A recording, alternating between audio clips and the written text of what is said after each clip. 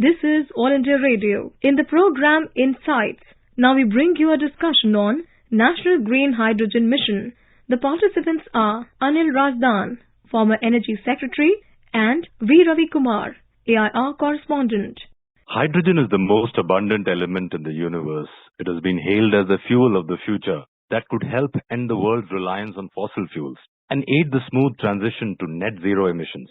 Yesterday, the Union Cabinet, chaired by Prime Minister Narendra Modi, approved the National Green Hydrogen Mission. The initial outlay for the mission will be 19,744 crore rupees, including an outlay of 17,490 crore rupees for the SITE program, 1,466 crore rupees for pilot projects, 400 crore rupees for research and development, and 388 crore rupees towards other mission components. Mr. Razdan, what is green hydrogen? How is it different from, say, grey or blue hydrogen? And what is the significance of this step taken by the government? See, hydrogen, Ravi, has been the kind of holy grail for fuel for, I would say, since about 1992 when I first read about it and tried to study more on it in 1994-95 while I was doing a fellowship at Oxford. But that was its primitive stage. And yes, it is an extremely powerful fuel. It's an element that is abundantly available in nature and has tremendous energy capabilities.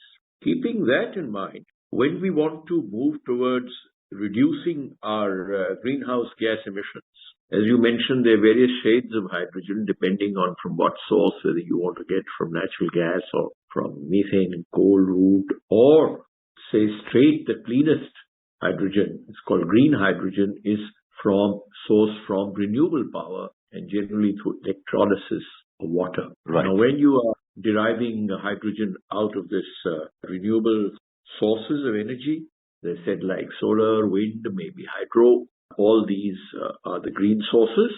So we call it green hydrogen, and that is the ultimate aim of an energy producer or consumer. If we want to keep up our commitment to making this planet livable for future generations. Right. And the significance of this step taken by the government, the formal approval of the National Green Hydrogen Mission, how do you see this?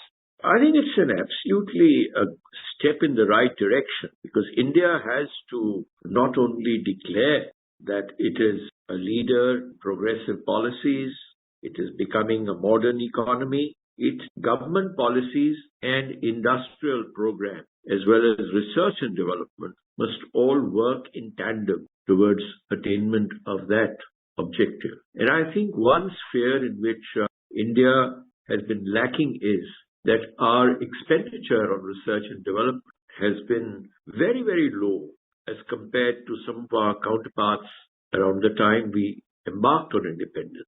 And I think the key to some of the fastest growing economies has been that the expenditure on research and development has been high in those countries as a proportion to the GDP. In India, unfortunately, research has been confined by and large to governmental institutions, which are not the best institutions for, I should say, commercialization ultimately of the products of research, except I would say probably in the sphere of pharma, etc., atomic energy, nuclear power, space.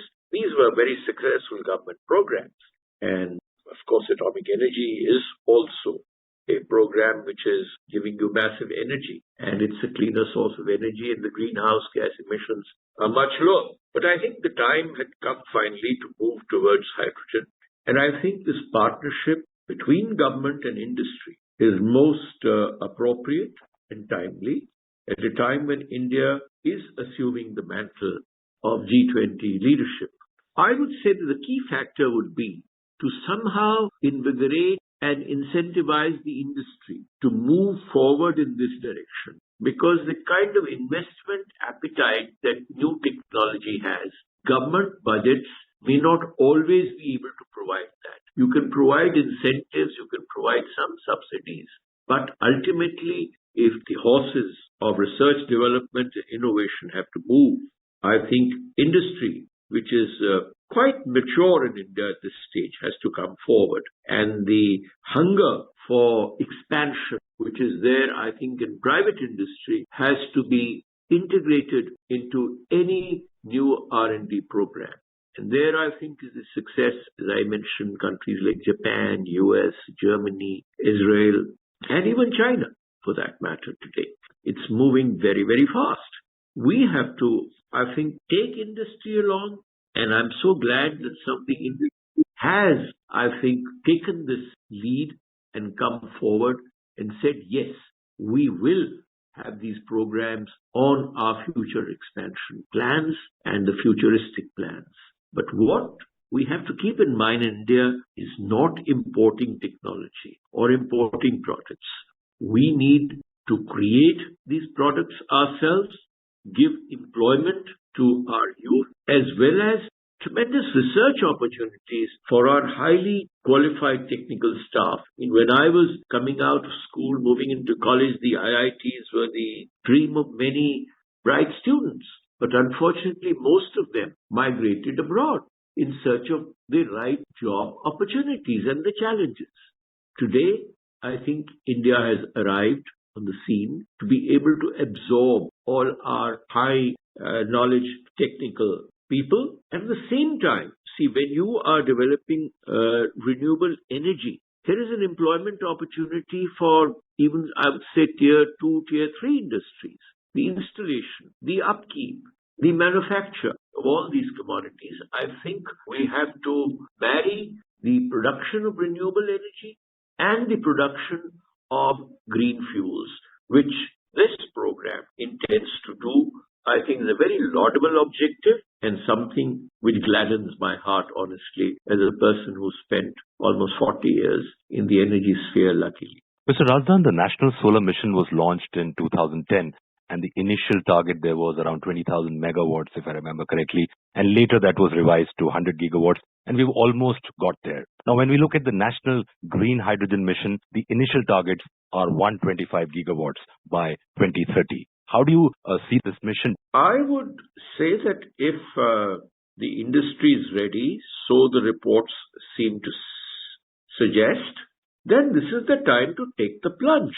Because my little quarrel with the announcement of the renewable energy targets was that we were not talking of indigenous manufacture, but talking of installation. Now, just as we are importing petroleum products, we are creating jobs and money for somebody else across the shores.